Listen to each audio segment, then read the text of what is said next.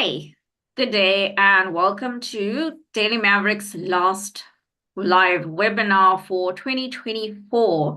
Um, Somebody told me the other day that I've done the most of these. It really does feel like that.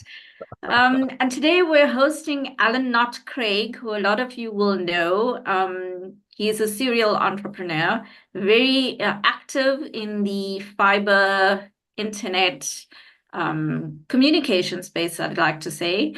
Welcome, Alan. Thanks, Nisa. Thanks for having me. It's great to be on the show.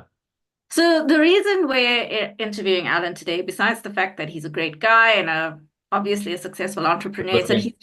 he's just he's Humble. just humble. He's just released a book called Life Lessons: How to Fail and Win. Um, I had a little bit of trouble getting hold of the book, so unfortunately, I don't have a copy to hold up today, but Nicole is going to flash it in the chat so you can see it, and Alan is going to come to my rescue. There you go. That's what the book looks like. Please head off to your nearest book dealer to get a copy. But today we're going to put Alan through the paces a little bit, and we've already got some questions coming through from viewers. So I think the first question we've got is, and we'll launch straight into the viewer questions first. If you could turn back the clock, what would you have done differently at Mxit? Everybody always wants to know about Mxit. I mean, I after Mxit, I became known as a weapon of mass financial destruction in some circles. And I must say, at the time, it felt like it would have been nice not to have that nickname. But in retrospect, that kind of played a big part in everything that happened. So I'm glad. I'm not glad, but I accept the way things worked out. Mxit failed for a number of reasons. We bought it in 2011, and I ran it for a year. In that year, kind of messed up a few things, got our smartphone experience very badly wrong. Maybe could have fixed that given enough time, but we got it wrong first time around. Got business model wrong. I thought I had a business model around setting prepaid airtime. Turns out that wasn't set in stone, so I couldn't pull that off. And probably the biggest thing I got wrong was strategy. And I think that's maybe the part that I think if I had to go back in time and try again, we would have rather acknowledged the fact that Mxit was a dating platform. We like to think of it as a social network or an instant messaging platform, which sounded a lot more like cool than just a dating platform for people to find one another and basically have sex or meet or mate. And if we'd been a dating platform, I think we wouldn't have positioned ourselves to take on the likes of WhatsApp head on. And when that WhatsApp juggernaut arrived, it just rolled over everybody. So, one thing I've learned in business is you don't want to compete head on, particularly with companies from America, because they've got a lot more money than us.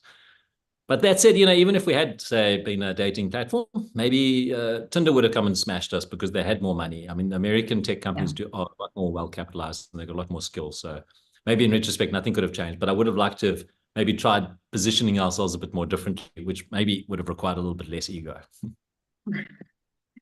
So one of the things that struck me at the beginning of the book was that you quoted somebody, Nassim Taleb, who's author of The Black Swan, and you said the only addiction more dangerous than heroin is a corporate salary. And I hope no recovering drug addicts are offended by that, but I thought it was quite intriguing. Why would you say that? Well, I just figured it out as I went along as an entrepreneur, and I kind of came to this conclusion that I realized, what Nassim Taleb is basically saying is, in the moment you've outsourced your financial security to some company to pay you a salary every month, you've kind of given up a lot of your agency, and also, you just think it's going to happen forever. You think a salary in your bank account. You're not thinking of a scenario where you don't get that money on your bank account, and because of that, you start building up overheads. You start, maybe living a little bit beyond your means because the salary is coming, you can pay it off. You get more of a fancy car, put your kids in private school. You obviously have a nice house, you buy clothes, you go on holidays. A lot of things suddenly become part of your lifestyle that you can't get out of on the premise that you'll always have income. And I think once you've been an entrepreneur and you realize that you're responsible for your own income and your own financial security, it makes you a little bit more aware of the risks of building up a big overhead, which in my opinion, the most dangerous thing you can do in your life is actually build up a big overhead, a big financial overhead. Not only does it expose you to financial risk, but it stops you from taking advantage of opportunity. For instance, Nisa, if someone comes along and says to you, would you like to start a new business tomorrow, but you're going to have to work without a salary for 2 years, if you've built up a big overhead in your personal life, you can't do that. So, and a salary kind of incentivizes people to build up a big personal overhead. So this conversation is going in a different direction. I have to say, as a personal finance writer, I'm very intrigued by some of your statements. I'd love to dig further, but let's focus on the book. So, one of my questions was, who was the South African banker billionaire you mentioned on page 42?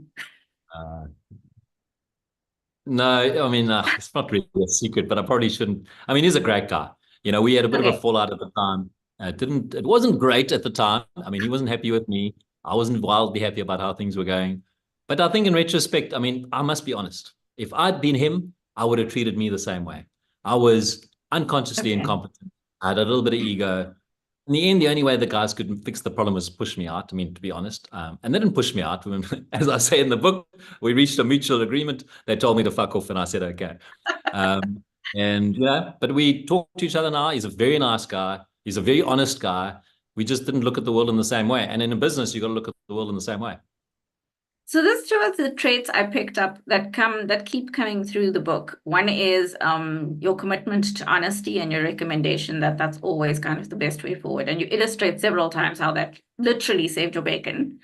And the other thing I have to say is it struck me that to be a serial entrepreneur like you have been requires an amazing amount of confidence and like a positivity and a bit of an ego, right? Because you've got to keep believing that you can do these things that there's no blueprint for, really.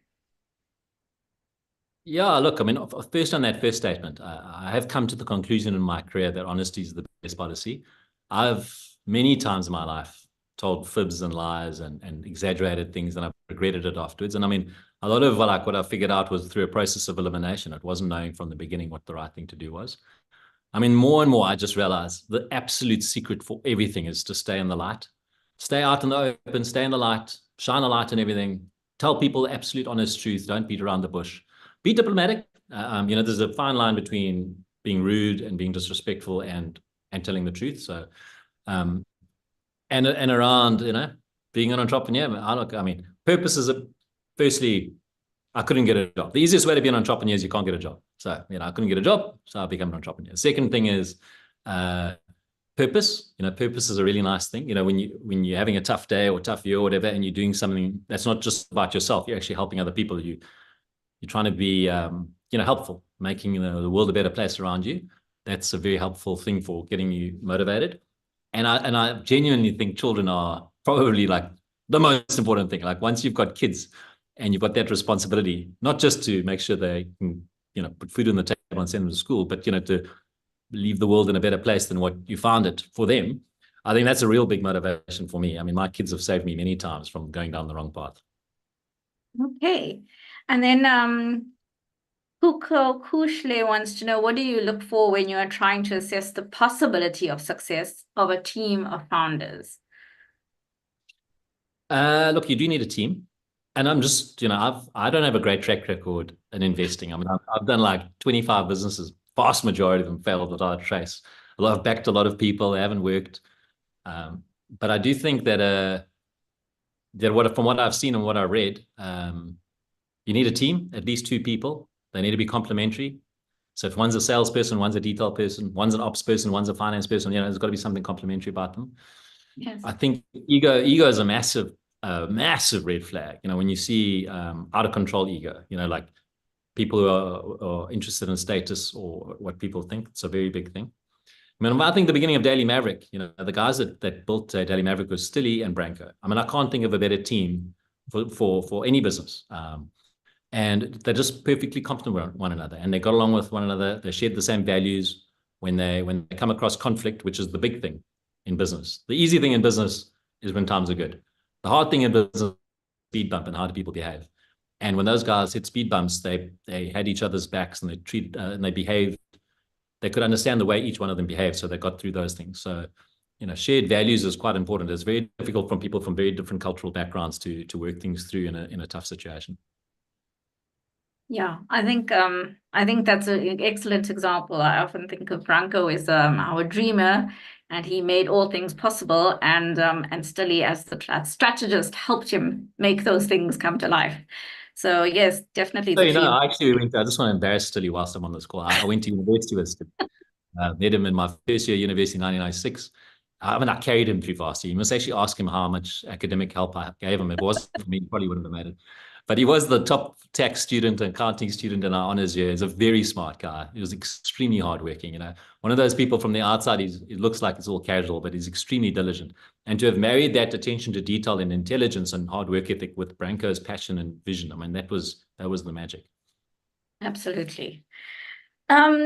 And then you've put through so many numerous pitches. I mean, I got to like 60% through the book and I couldn't keep track anymore. I like had to start writing down stuff.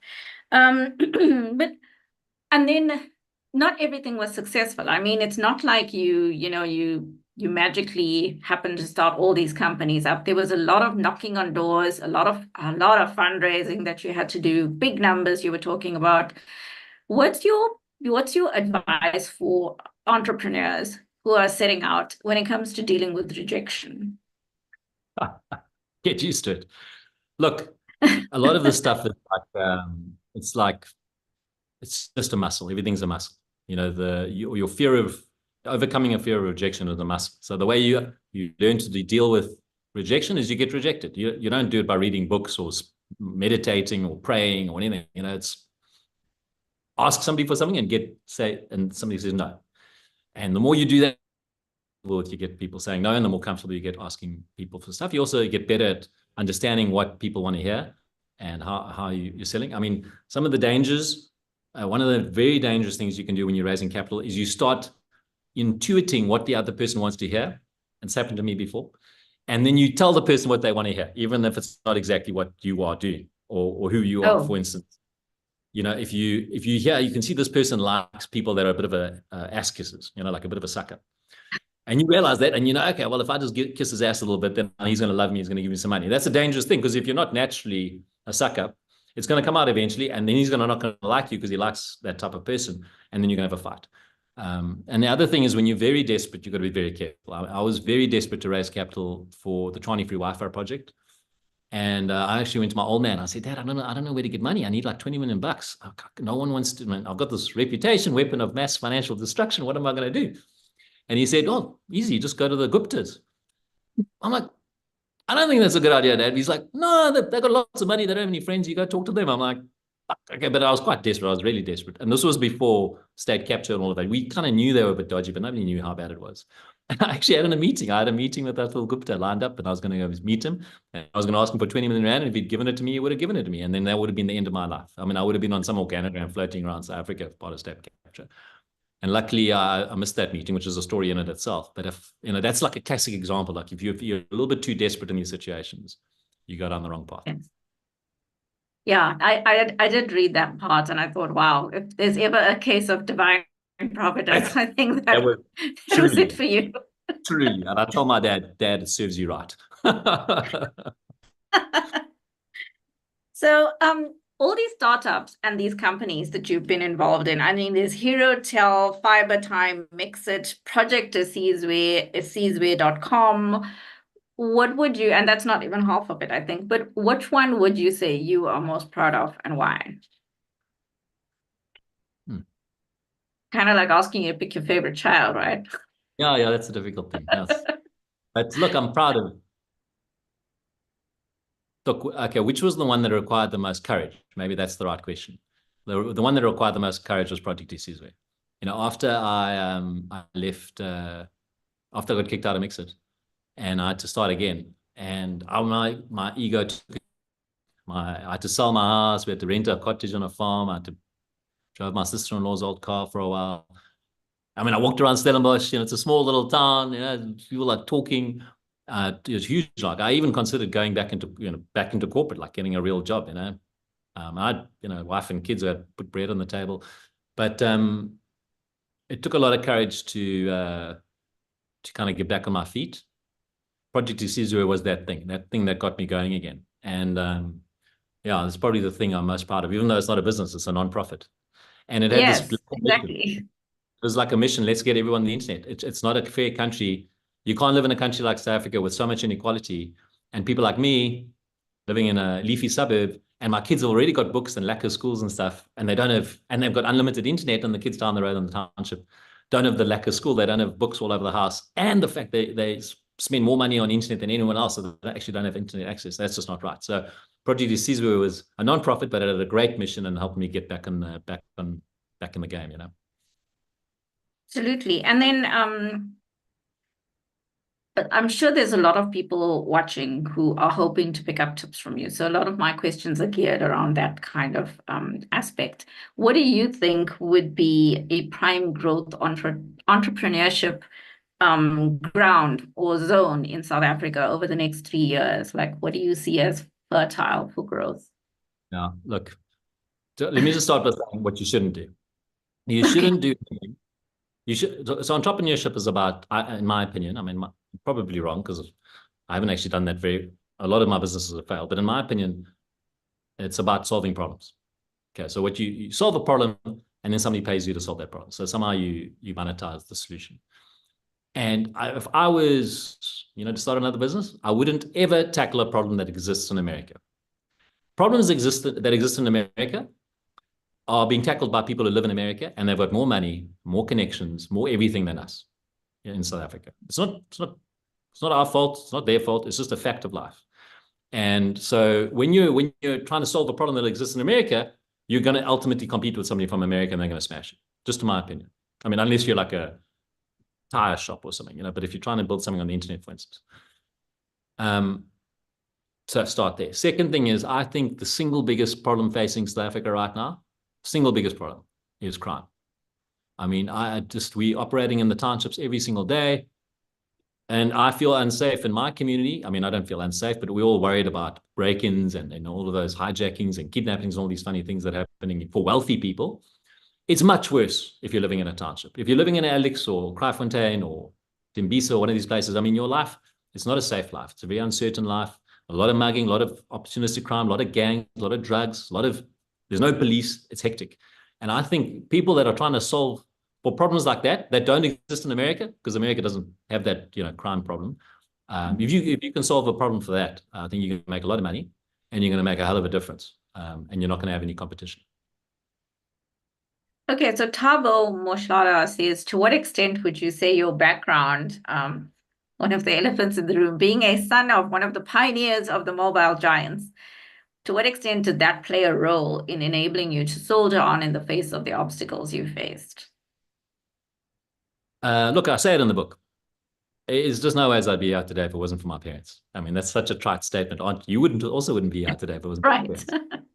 But it's true. And, I was very lucky. I was born into a white family in apartheid. My dad ended up becoming the CEO of Vodacom. I mean, it's the lottery ticket of life, and I managed to kind of ride that. I mean, I got lucky, and I made the most of my luck. And I think whilst my dad was in the industry, I mean, he had a stroke in 2013. Since then, he's been incapacitated. But up until 2013, there's an enormous amount of halo effect that came from a guy like him. Like this gorilla that's floating around that people know, don't mess with me. Don't mess with me, I'll tell my dad. Even though I was actually kicked out of Mxit, so it wasn't that protective. And so massive. Opening doors. I mean, I think probably the number one benefit my old man gave me. I mean, my mom gave me a lot as well. So, I had excellent parents, but my dad's number one benefit, he built such a good reputation for himself in business that people loved doing business with him.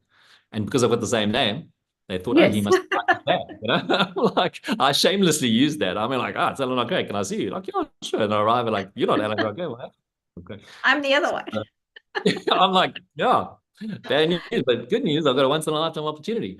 So, anyway, I used it a lot. And I mean, and unfortunately, if you don't have a dad, for instance, like that, with a name as noticeable as my name, and it's the same name, it's just like you can't copy my story. And I don't think anything I write in any of that stuff is about it's possible to do that. I just think that when I was growing up and when I was taught CA at Deloitte and all of those, everything I learned in my life did not prepare me for how the world really works. And what I've learned in my career as an entrepreneur is more useful than all that stuff. And then when I wrote this random little book, which is really a lot of separate self-deprecating stuff, it was actually useful for me reflecting on what I learned as an entrepreneur rather than what I'd learned at school. That was interesting, actually. I was wondering, because there's a lot of detail in the book. How long did it take you to write it? 3 weeks. I was sitting on the Three beach. weeks. Yeah, I was actually typed it on my phone. I literally had my phone, my notes. I opened my notes. I was sitting there watching my kids. I was bored to death. And so whilst I'm watching the kids swim, I just started typing, and I typed about 55,000 words on my notes. It just kind of came out of me, just it had to come Okay. out. That's inspiring, to say the least. And then when it comes to pitches, you've had to make numerous pitches specifically because you were trying to raise capital. I mean, I was trying to keep track of how much capital you've raised entirely over the period of your career, and the numbers quite boggling, to be frank. But what would be your advice to somebody who's trying to pitch as an entrepreneur to a potential investor? Yeah, look, it's a lot of people ask me that advice. And I can only speak from my own experience. The capital I raised, look at, you've got to start somewhere, right? And my first business, it's because people knew my dad, and those are the people that backed me, so, go find a rich dad or a famous dad, and if I look around me and the entrepreneurs around me that have successfully raised capital, they went to good schools. They went to Uffie's, or they went to Bishop's, or they went to Hilton, and their friends had wealthy relatives, etc., etc.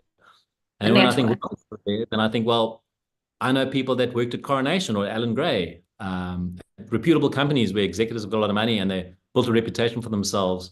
And then they eventually pitched those kind of colleagues of theirs. So unfortunately, that's kind of how it starts. It starts with your network. It's who you know and who your parents know and who your friends know.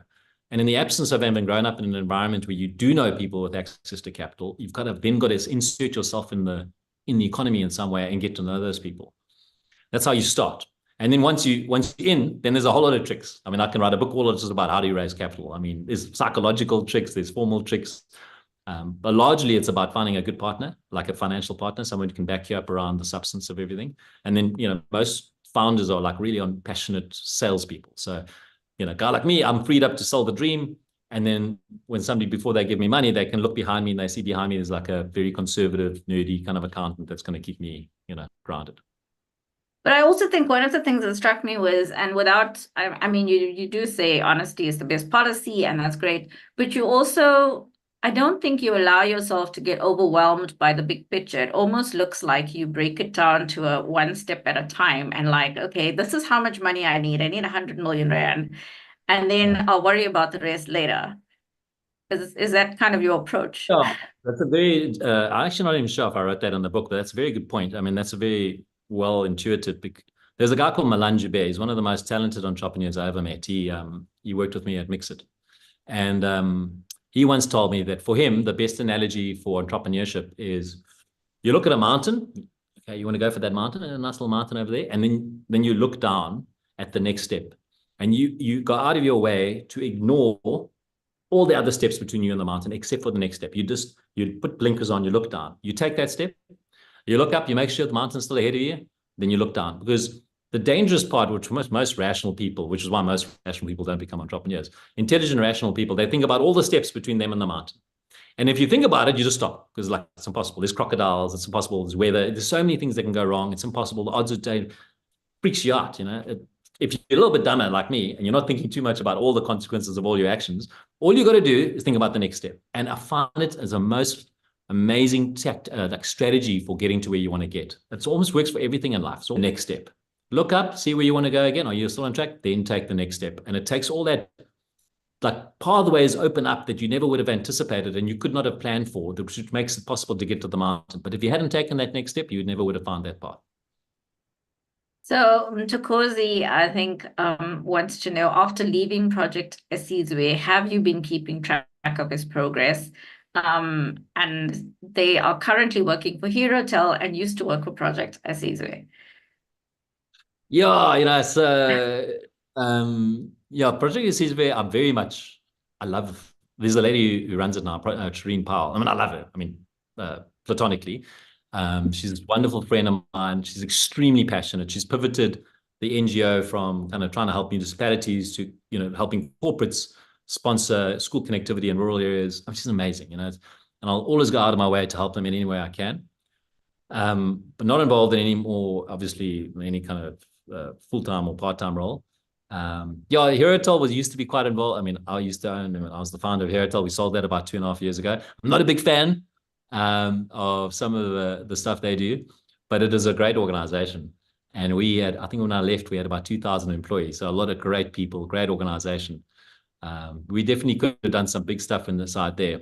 But ultimately, I think that's where partnerships come into play again. You know, if you and your partner do not see your business going in the same direction, one of you have to get off the bus, because you can't have two people on a bus and they want to go in two different directions.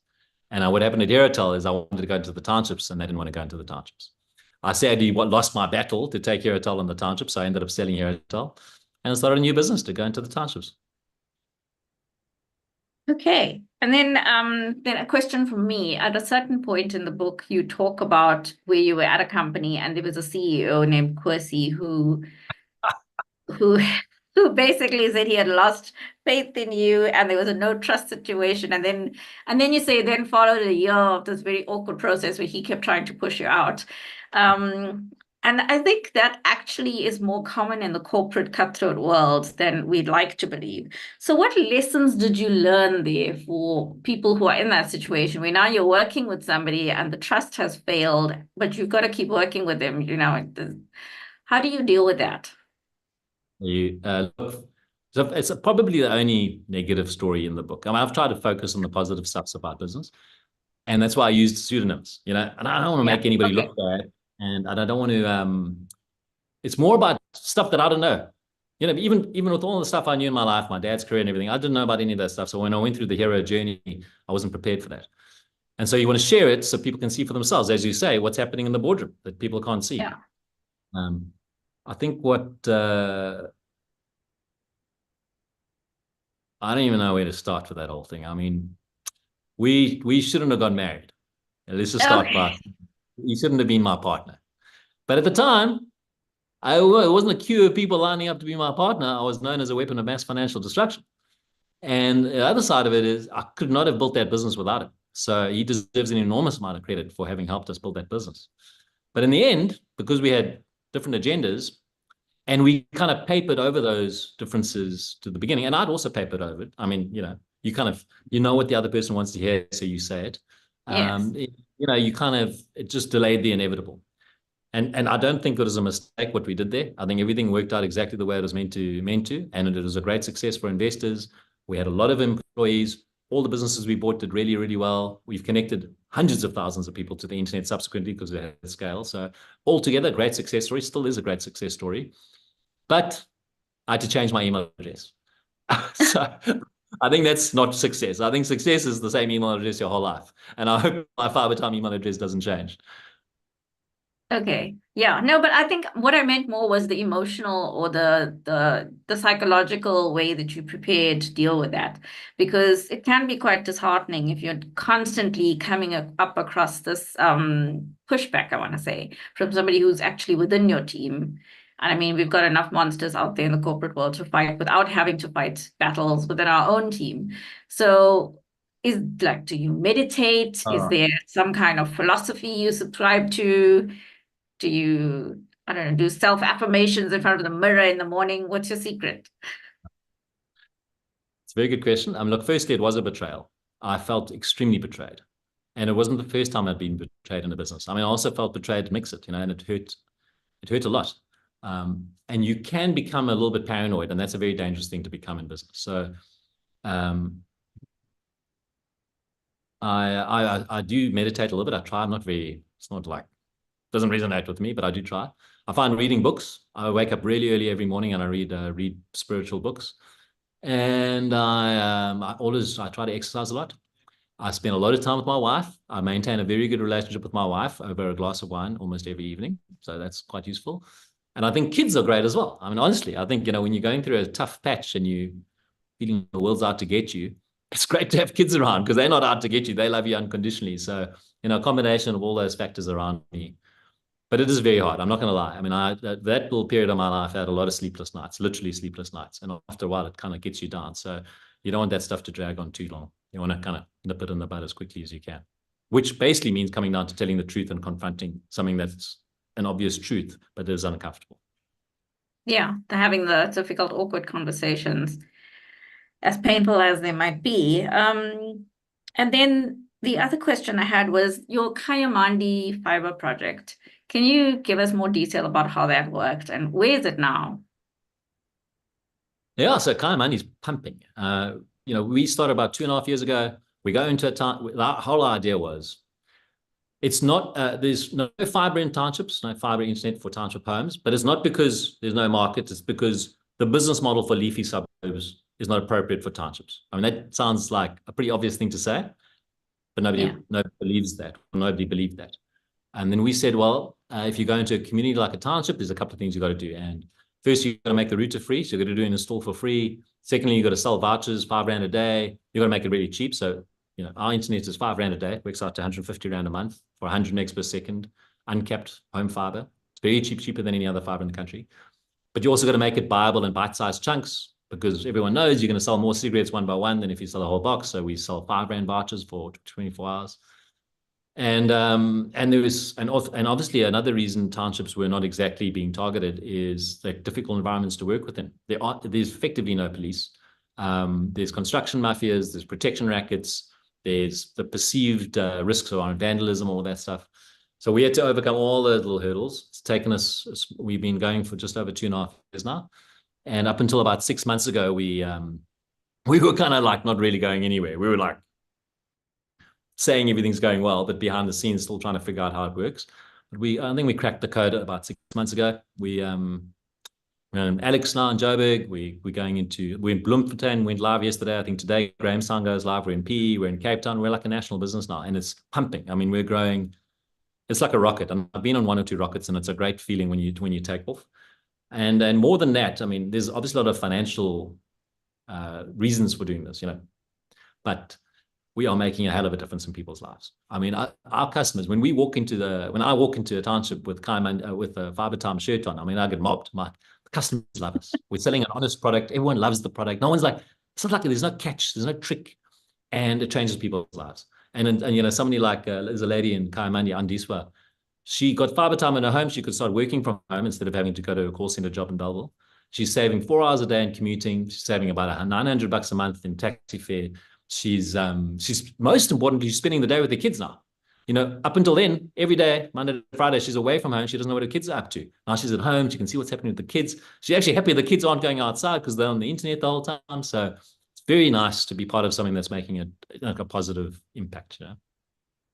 And then I want to say that one of the things that strikes me, because if you read these corporate stories, it's a serial entrepreneur thing. It's almost like, I want to say, and coming back to the heroin, it's almost like a drug.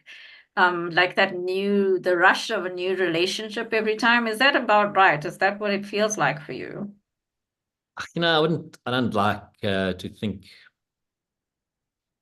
I think in me personally, I'd like to be in the same business my whole life, but doing something exciting all the time. I sold my first business. I shouldn't have sold that in retrospect. I thought it was too good to be true. Second business was a bit of a flop. Third business, I got kicked out. Fourth business, I got bought out by a hostile takeover. And this is kind of my fifth business. And I just want to do it for the rest of my life. And what that means is I need to get really, really big because it eventually gets boring. So let's just say Kai Money, we cracked it. Okay, now let's go to Alex. Okay, let's crack Alex. Okay, now we go to Durban. I mean, you're going to do Durban, you can do anywhere. You eventually crack that, then you go, okay, well, where are we going to go? Let's go to the Philippines. Okay, let's go to Colombia. Let's go to Ethiopia, And as long as I've got an opportunity to build a global business, which is what we're trying to do, I don't think I need to ever leave. And that's the kind of thing what I think a lot of entrepreneurs are looking for is that excitement of something new, uncertainty, a little bit of risk. And sometimes when corporates, if a company stops growing, then it becomes very corporatized and it takes away that kick, that the type of person that starts. And then you lose that person, and that's not a good thing. You want to keep those kind of people in an organization. They're adding a lot of creativity, a lot of passion, new revenue streams, but you're just going to make a space for them so they don't mess with the rest of the company, which is why I have my own little office and, the company's careful to keep me away from the ops. Chris Huckster wants to know, how do you find time to start all these businesses and still make quality time with your family? Is your wife involved in the businesses? And my wife's been involved once or twice, and she's always knows all my colleagues. It's very nice that she knows the people I work with, but not sure it all is that good for the marriage if you work together all the time. But we have some rules. I wake up at 5 o'clock every morning and I do all my work until 6 in the evening. And then at 6, I switch off my phone and I literally just talk to my wife for 2 or 3 hours and we catch up when we stay in sync. So my work life, I mean, that's my family work balance. You have to work hard if you're going to be in business. You can't just say, I'm not going to work hard. I'm going to have a work-life balance. And the way, for at least how I figured it out, was I just wake up early. If you wake up early, you can fit in more hours. But, I think working late in the evening is not so good for a relationship. And I exercise a lot. So I exercise every single day. But I'm not like an Iron Man. I just, have a little outlet. I've got little things built into my routine. I mean, I have walking meetings. So if you're in an environment where you can go for a walking meeting, you can get work done whilst exercising and being outside. So, a couple of tricks of the trade. I don't work quite as hard as I used to work. So when you're young, I think you just have so much more energy and ability, and your kids aren't that, don't have kids around. So you should really be cracking it when you're young, whilst you still have all that energy and time. But the balance is important especially for a marriage. Your relationship with your wife. In my opinion, my relationship with my wife is the most important relationship I have. It's more important than the relationship with my kids. My relationship with my wife. Boundaries.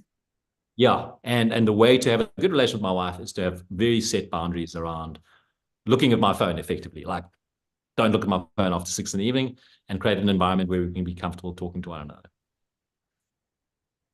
Okay. And then if you could, somebody asked me already if you would, do you believe in life and business coaches? Is that something you ascribe to? I saw that question. That was a random question. Look, probably as a coach, but I've seen people, I mean, I once had a business coach, wasn't so good. I think he was afraid of being fired. So I don't think you should ask professionals to be a mirror for you if they're afraid of you, because they're just going to tell you what you want to hear.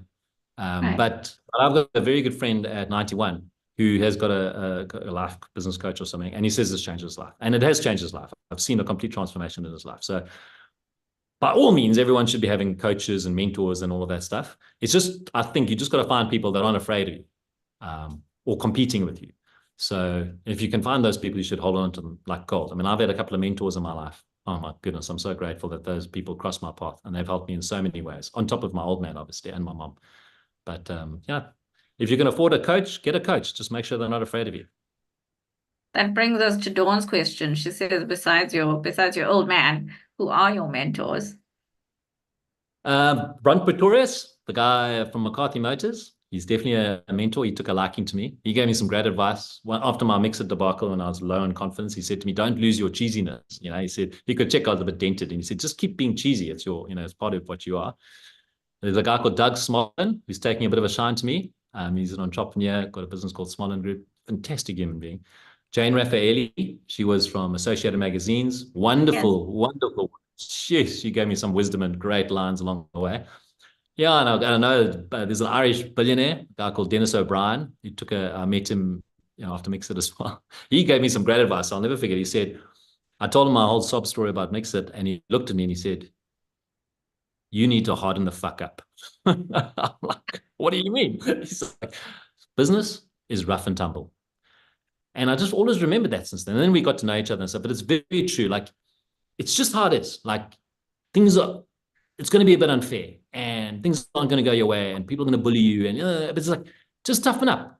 Moaning about it or complaining to the ref or whatever, it's not going to change anything. It's going to happen like that forever. So just man up or woman up, just be tougher, more resilient, just toughen up. And that many times since then, I've had a couple of little speed bumps that I've had to deal with. And that little voice in my head has always reminded me, if you want to be an entrepreneur, you better really play rough and tumble on the playground.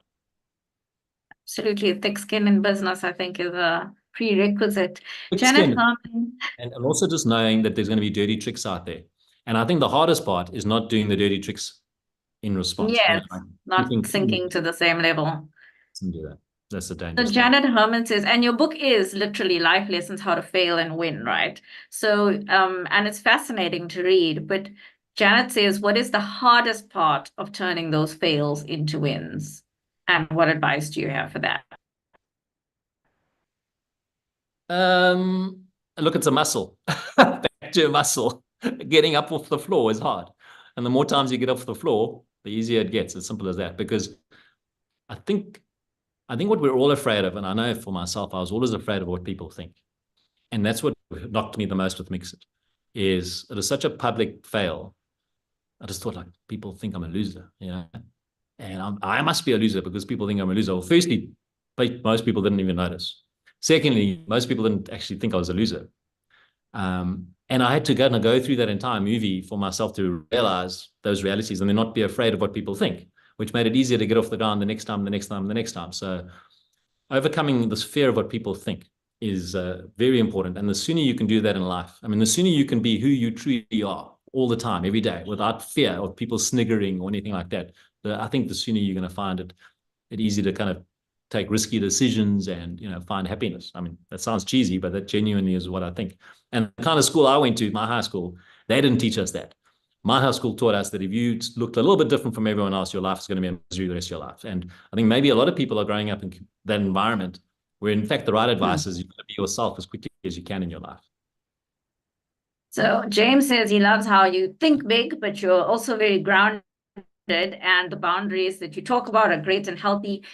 His question is, do you think of yourself as a workaholic or just hardworking? There's a fine line there. Yeah, there's a fine line. I mean, I actually don't think I work, to be perfectly honest. I haven't thought I've worked in 20 years. I mean, there've been a couple of moments along the way where it was work, but for me, work is being forced to spend time with people I don't want to spend time with. That's work. Doing things you don't want to do.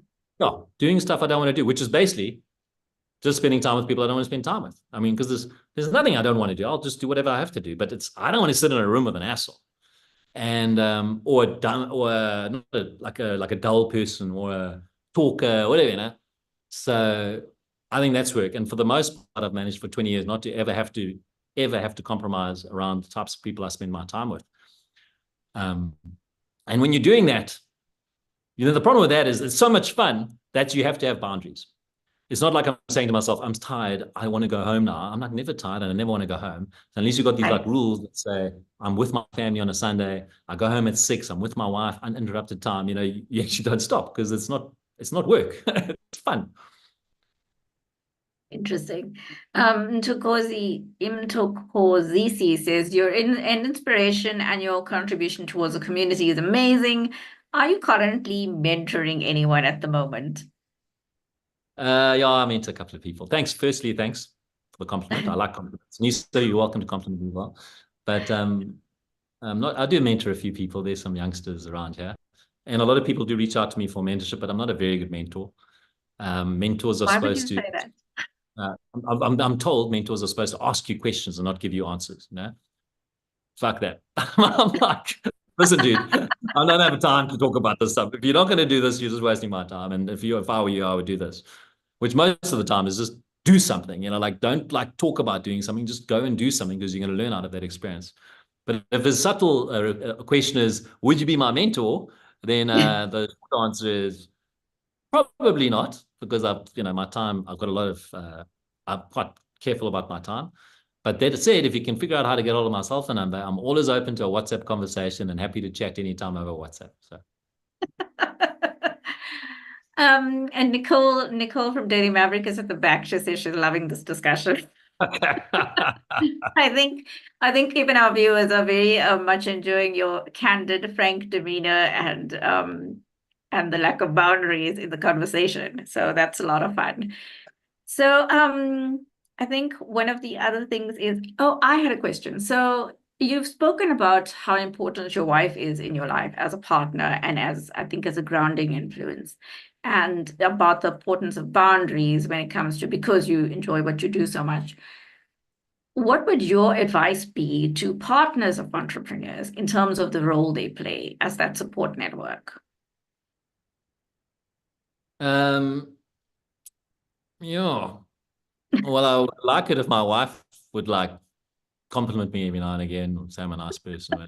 So I think maybe she feels like her role in life is to keep me grounded. So maybe don't criticize your husband or wife all the time, and maybe that's good advice. You don't have to like blow smoke up their ass. I got very lucky. I married somebody better than me. Married young when I was 25, so our lives kind of evolved quickly from that point, and we kind of stayed together. It wasn't like I was 35 and she was 35. We were both 25. She is very grounded, which is very good for me. and but she's got this like loyalty thing in her. Like, so, you know, if I'm getting a bit arrogant, then she's the first to tell me to tone it down. But if somebody tries to knock me down, or if I do get knocked down, she is there like a lioness, you know. So it's a wonderful thing to know your partner's got your back. No, we've been through a lot of things, you know. The sooner you can find your life partner, the better, because you can just share so many stories. But the truth is, it's like you don't know until you know. You don't know who you married until you're married. And I just say to people, get married as quickly as you can so you can find out whether you should get divorced.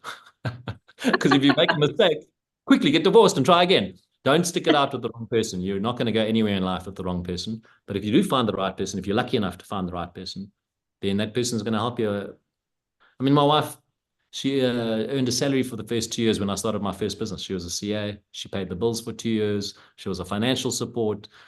She's raising my kids better than I could ever raise my kids. I mean, there's just like 100 things that having a good life partner is going to help you with, that lets you focus on what you want to do as an entrepreneur, which is make money. And then Greg Field asks, actually, Greg, I think we asked Alan this question again, but I'll throw it out there with a little bit of a spin. He wants to know, what sectors do you see as the best opportunities for entrepreneurship in South Africa? And then I'm going to piggyback there and ask, what is your thinking on crypto? Yeah. So look, I mentioned crime. I'm not sure people can make money in crime. I do think it's a big problem area and people need to tackle the problem. But generally speaking, you should look at sectors that have big profit margins. So banks, telcos, insurance companies, maybe healthcare companies, look where the margins are. Don't look at the gross revenue. Don't look at Shoprite checkers, because there's no margin. So you're like a little mosquito, you're going along, you want your nose to go into a big, thick artery of blood. You don't want it to be like trying to like find the vein, never mind get any blood out of the vein. And some industries are very low margin industries and some industries are very high margin industries. You want to go where the margins are. And crypto, I bought my first Bitcoin a couple of days before the Trump election, which I'm really happy about buying the Bitcoin. It was like an emotional hedge, you know, like if Trump wins, then Bitcoin's going to go well, you know, so anyway. But I think that I don't understand the subject. That's what I think. I think my personal strategy of crypto is just have some so I don't feel like I'm missing out. I don't know how it really impacts the world I live in. You know, maybe one day we have an alternative currency to the rand that people can trade with in townships. I'm pretty sure countries like Zimbabwe are going that way. But I don't really understand it well enough, and I don't pretend to understand it. I just think I think countries like, actually, funny enough, El Salvador is doing some interesting stuff. And they've got this whole Bitcoin kind of reserve fund, and they're kind of really showing the world alternative ways of, you know, balancing the books. But for the most part, it seems like speculation. So, yeah, agreed. And then Penny says SMEs have had a tough year this year in a lot of different fields. Do you have any comments on that? I feel like South Africa is really such a ripe ground for entrepreneurs and for SMEs. It's just that there's a lot of headwinds. no, it's hectic. Yeah. And I think it's because the economy's been struggling for a very long time. I in retrospect, realized my first business called Selfind, we started in 2003 and I sold it in 2007. I mean, that's like the biggest run South Africa's economy ever had. And I just happened to have started a business at the beginning of a rising tide and started at the top of the tide. And I think that a lot of people, you know, since then I've been in telecoms and fiber has been an interesting industry category, even though the economy is not doing well, fiber has been exploding. But I think generally speaking, everyone's struggling because the tide hasn't been coming in, it's been going out. And it's very hard swimming against that. I have a feeling, and I've published it before, I have a feeling that we're actually about to start a cycle that's going to be very positive. The interest rate cycles come down. We've got the GNU, which is really nothing different really other than sentiment, but sentiment is almost everything. You know, as Michael Jordan says, I think sentiment is the cheapest economic stimulus you get. So we've got positive sentiment and we've got the US economy booming. I mean, the US economy booms, the world booms. Just don't have to think about why or question it. You just have to look at the US economy. If it's booming, I don't think China's going to boom, but I think if you're not China, you're probably going to do okay. So, you know, for those of us that have started businesses in those tough times and you're still going, just hang in there, because when the tide starts coming in, it lifts all boats. Absolutely. And then we're almost at the end. Is there anything that you think that you want to share specifically in terms of your, I don't know, what would you say has been your big takeout lesson over the last year? Because the book talks about your lifetime lessons, but let's go into the last year. What have you taken away from 2024 and at the end of the year? So Look, I've got so many things just this year since publishing that book that I learned. I'm not going to go into all of that, but I do want to say we all get taught when we're right. Well, I think I got taught, and I think most South Africans culturally are taught to, speak when you're spoken to, and let other people sing your praises and all that stuff, which is very good, and I'm very grateful for that. Countries like America are not like that, which is why it can be quite irritating being in America. But your people aren't going to find you unless you make it easy for them to find you.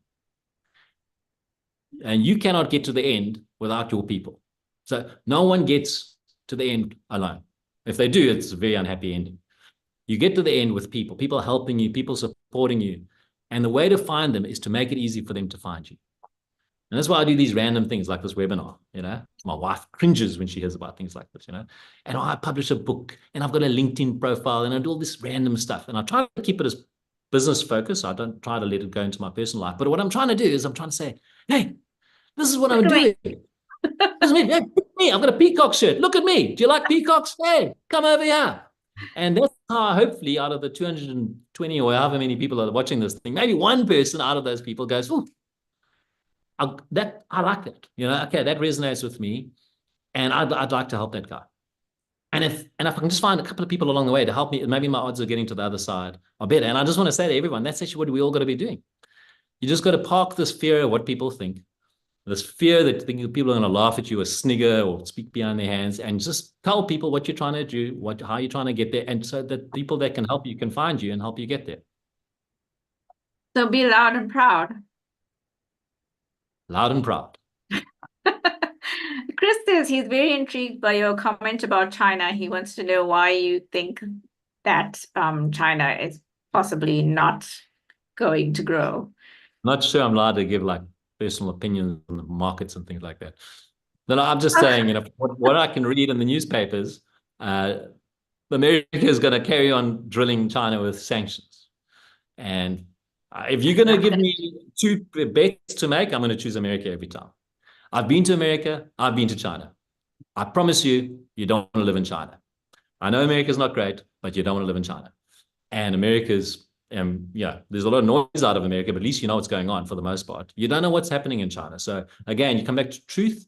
I'm going to back the place that I know more about what's going on. So the US economy is resilient. It's massive. I just would not mess with the American economy. Just that simple. And I think the Chinese are now entering a trade war with America. And that's why I made that random statement, which could possibly be completely wrong, which is the world's going to do well except for China for the next couple of years. But obviously never bet against China. It's an enormous economy and a lot of people and very efficient. And then I think to round us off, because we're almost at the end now, what's next for Alan Knott-Craig in this illustrious career of new beginnings and startups and entrepreneurship? What's on your horizon next?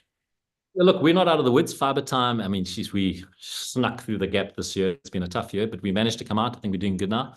We're not completely out of the woods. I hope I'm not like dissing myself. I don't know. Like we've got a couple more months before I feel totally like, okay, we're going to be okay.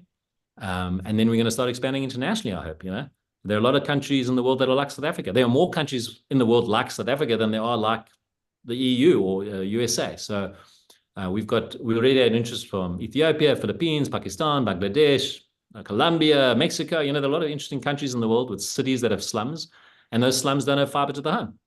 And that's what Fiber Time does, fiber to the home for a slum. So hopefully in the next couple of years, I'm going to be spending my time doing things like that.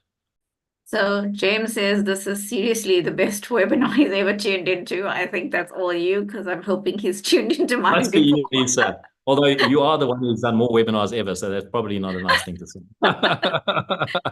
And Janet says her lesson from this webinar is keep going. It is always darkest before the dawn. That is probably the best advice anyone can ever give anyone. Just keep going. You cannot get out if you stop. You got to just keep moving, keep going. That's how you get where you need to get, 100%. And what of this advice do you share with your kids? Almost all of it. Almost all of it. I don't think they've read my book, funny enough. But I do spend a lot of time talking to my kids about this stuff. And sometimes they actually give me the answers to my problems because they just see straight through it. That's interesting. How old are they? 16, 13, and 11. Okay, so there's 3. Interesting. But yes, children, I think, do give you a no bullshit radar kind of take on how things are going. Interesting. Yeah, and also sometimes when you try to explain something to your kids, whilst you're explaining, you realize you're in the wrong because you can't explain it. I mean, this is why stay in the light. Don't do stuff that you don't want your kids to know about or your mom to find out about. Think about it like everything as though your kids are going to read about it one day in the newspaper. Would you do it? A lot of things you would do as long as it's legal, but you wouldn't do it if your family's going to find out what happened. So my rule of thumb for ethical framework, moral decisions is yes. Am I okay if my mom reads about it? Is it okay if my kids read about it? And if it's not okay, then I'm not going to do it. Would I tell my kids to do the same thing? Yeah. Yeah. Would I set an example like that for my children? Yeah. Sobering effect of children on us. I think I have to say thank you so much for joining us today, Alan. It's been an absolute joy chatting to you. There is something you said in the book, and I thought, it's been great talking to you, as your friend Priya would have said. And I think our viewers have definitely absolutely enjoyed it. People are like, they're sharing all these snippets that so there's lots of, I think after the webinar, you must go back and read all the comments. Everybody's really excited about the little snippets that you've shared. So thank you very much to our audience for joining us today and for sharing your questions and for being so interactive with Alan and with I. I hope that we have actually encouraged you to go out and buy the book, which Alan is going to hold up again. Because that's the book. These books don't sell themselves. You got to go buy them. Exclusive books, go buy the book. Go buy for your friends, for your kids, everybody. I mean, they're going to love this book. It's the best present you can give someone. I have to say, I'm actually going to encourage both my teenagers to read it. And I don't have a copy of the book here, not because I didn't buy it, but because I got the Kindle version. So I'm not going to hold up my iPad. That's just no. And then this is the last Daily Maverick webinar for the year. So thank you very much to our viewers for tuning in time and again in the middle of the day, in the evenings, and always being interactive and on hand and coming back to view the webinars later on. There will be a write-up of this webinar on the Daily Maverick website by Martinus Borges, who apparently is a little bit of a fan of your work, Alan. So he's quite enjoyed this. Yeah, and that'll come up next week. And hopefully next year we'll have Alan back again to tell us about his latest escapade and maybe another book. Yeah, that'll be great. Thanks, Nisa. It's very nice to be on the show. Nice to meet you in person. Thanks.